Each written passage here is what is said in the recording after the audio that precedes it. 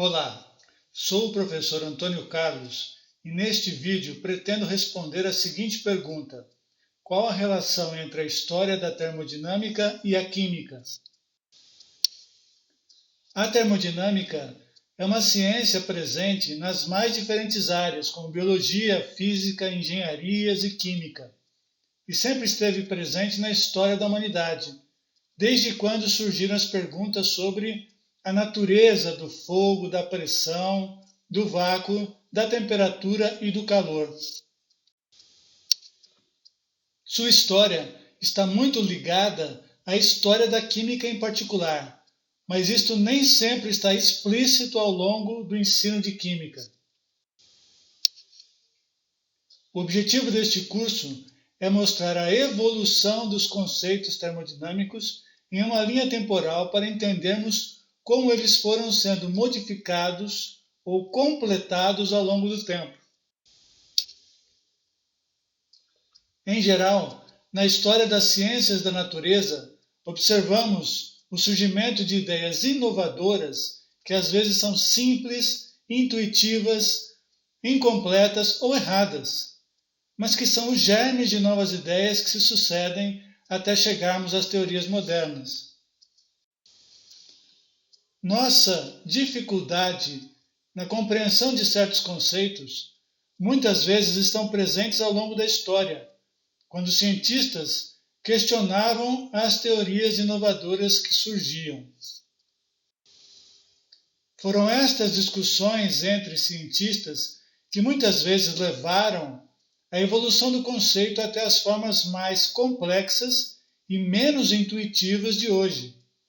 A ausência da história das dúvidas e das respostas iniciais dadas a elas nos oferece maior dificuldade ao estudarmos termodinâmica pela primeira vez, principalmente no contexto químico. Os conceitos termodinâmicos estão presentes ao longo de toda a história da humanidade, mas foi com o fim da Idade Média, na Renascença italiana, que uma revolução cultural, científica e tecnológica começou a se desenvolver na Europa. Galileu Galilei, por volta de 1615, descreveu o sistema solar copernicano heliocêntrico a partir de observações do céu realizadas com sua luneta, revolucionando as ciências. Galileu também estudou o vácuo e a temperatura. Leonardo da Vinci estudou a anatomia humana e aplicou-a nas artes, e também projetou várias máquinas. Era rápido e intenso o desenvolvimento das ciências, artes e filosofia que dispararam uma revolução tecnológica na Europa. No século XVIII, teve início a Revolução Industrial, que exigiu avanços significativos na teoria termodinâmica para o desenvolvimento de máquinas a vapor cada vez mais eficientes que moviam bombas, locomotivas e teares. Os estudos com gases permitiram compreender o comportamento do vapor d'água e a proposta de que toda matéria é composta de átomos tornou-se essencial para passos teóricos mais consistentes. As questões envolvendo o espaço vazio já eram discutidas desde a Grécia Antiga.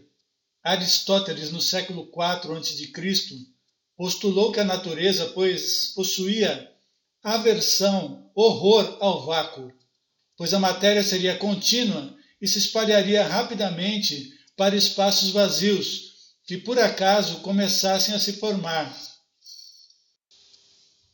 Estudos sobre o vácuo só se aprofundaram com Galileu Galilei no século XVII. Seu aluno, Evangelista Torricelli, construiu em 1643 o primeiro barômetro da história, um medidor de pressão atmosférica composto por um tubo de vidro com uma extremidade aberta mergulhada em uma cuba cheia de mercúrio e com a formação de vácuo na outra extremidade fechada. Em 1654, o alemão Otto von Guericke criou a primeira bomba de vácuo, e demonstrou sua eficiência unindo dois hemisférios ocos de cobre com diâmetro de cerca de 50 centímetros que em perfeito contato tiveram seu interior evacuado, e várias parelhas de cavalo não conseguiram separá-los. Aristóteles propôs que o éter fosse um fluido universal que preencheria todo o espaço, impedindo a existência do vazio. Esta ideia perdurou como um fantasma científico até o século XIX. Maxwell, quando propôs que campos elétricos e magnéticos formavam a luz, sugeriu que ela precisaria de um meio para se propagar. Foi Einstein, já no século XX, que afirmou que a luz não precisava de meio material para se propagar e que o vazio seria a ausência completa da matéria, o nada. Hoje, nos experimentos em aceleradores de partículas, já se provou que uma partícula de matéria, ao se chocar com sua antipartícula, leva toda a massa do sistema a se transformar em energia luminosa e vice-versa. Ou seja, a matéria pode surgir onde não há matéria e também pode desaparecer, se convertendo completamente em energia luminosa, como demonstrado na própria equação que Einstein deduziu. Voltando à Renascença italiana, além dos estudos de Galileu, com a dilatação da água, o italiano Santoro Santori, em 1725, foi o primeiro a descrever um termômetro com escala de medida, que funcionava pela dilatação da água dentro de um tubo inicialmente evacuado. Outros termômetros foram construídos posteriormente, com água e álcool, e o alemão Fahrenheit, em 1714, foi o primeiro a criar um termômetro com mercúrio. Em 1742, o sueco Celsius propôs uma escala de temperatura de 0 a 100 graus, utilizando os pontos de fusão e ebulição da água para definir estes limites. Mas foi o fogo que sempre nos fascinou. Empédocles, filósofo pré-socrático do século V a.C., foi um dos primeiros a propor que o fogo seria um elemento formador de toda a matéria, junto com a água, o ar e a terra. Essas ideias foram pouco modificadas até a Renascença no século XVI, quando iniciou-se a transição da alquimia para a química, com o concomitante surgimento da termoquímica. Na Alemanha, Stahl e Becker, no século XVII, criaram a teoria do flogisto ou flogístico. Este seria um material que estaria presente nos corpos e que seria liberado durante sua queima. Materiais como carvão seriam formados quase completamente por flogisto, pois queimam sem praticamente deixar resíduos. Já os metais, quando calcinados, aumentariam de massa ao eliminarem o flogisto, pois este possuiria massa negativa. A cal do metal, ao ser aquecida com carvão, permitiria a recuperação das propriedades metálicas, porque o flogisto do carvão seria reincorporado ao metal. Esta teoria foi questionada por Lavoisier no século XVIII, quando explicou a combustão motivado pela descoberta do gás oxigênio feita por Priestley, que o denominava ar desflogistizado. Priestley isolou oxigênio expondo o óxido de mercúrio à luz solar. Lavoisier, com a ajuda da sua esposa Marie-Anne, demonstrou a produção de água a partir da combustão do hidrogênio. Eles construíram várias balanças de precisão para provar a conservação da massa em reações químicas. A explicação atual é a de que a calcinação do ferro é uma reação de combustão que incorpora a massa do oxigênio ao óxido final. A reação do óxido metálico misturado ao carvão, é uma reação de óxido-redução, na qual o metal sofre redução e o carbono oxidação.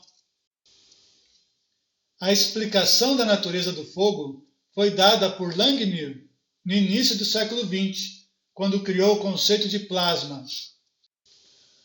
Em 1928, Langmuir afirmou que o plasma era um gás formado por íons e elétrons não ligados, com carga elétrica balanceada, que estão em um movimento livre e caótico em elevada temperatura. Na medida em que a temperatura cai, ocorreria a recombinação dos elétrons e íons, ou ainda a formação de moléculas a partir destes íons e elétrons, e a chama se extinguiria. Em seus estudos sobre o calor, Lavoisier foi influenciado pelo trabalho do escocês Joseph Black, que em 1762 propôs a existência do calor latente, quando observou que ao transferir calor para o gelo, ocorria a formação de água líquida, sem que a temperatura se alterasse. Ele observou também um fenômeno parecido durante a ebulição da água.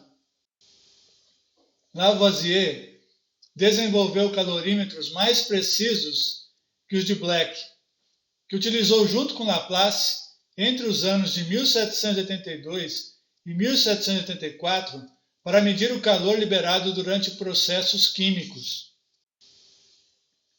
Lavoisier escreveu o texto Memórias sobre o Calor em 1780, onde propôs, de maneira equivocada, a existência de um fluido que, trocado entre os corpos, poderia ser associado ao fenômeno do calor, e chamou-o calórico, incluindo-o em uma lista de elementos químicos primordiais. Pela teoria do calórico, este fluido preencheria os espaços entre os poros dos materiais, e com essa hipótese Lavoisier explicou as expansões de volumes, as capacidades caloríficas e os calores latentes. Nesta tentativa de explicação, colaborou para a construção da primeira lei da termodinâmica. Apesar de Laplace, seu parceiro nestes experimentos, não concordar com Lavoisier e defender que o calor pudesse ser associado às variações na energia de movimento dos átomos que constituíam os materiais, a teoria do calórico foi aceita por vários cientistas até o final do século XIX.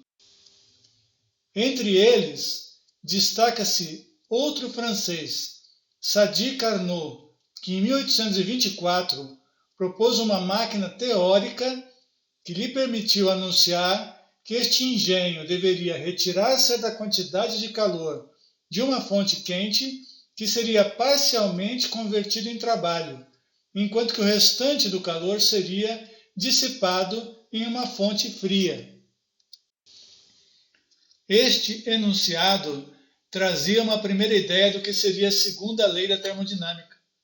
O trabalho de Carnot trouxe a ideia de que seria possível calcular a eficiência de uma máquina a vapor, e foi um marco na construção de uma nova ciência, a termodinâmica, que influenciaria todo o século XIX, permitindo o desenvolvimento tecnológico que levou a humanidade a um outro patamar.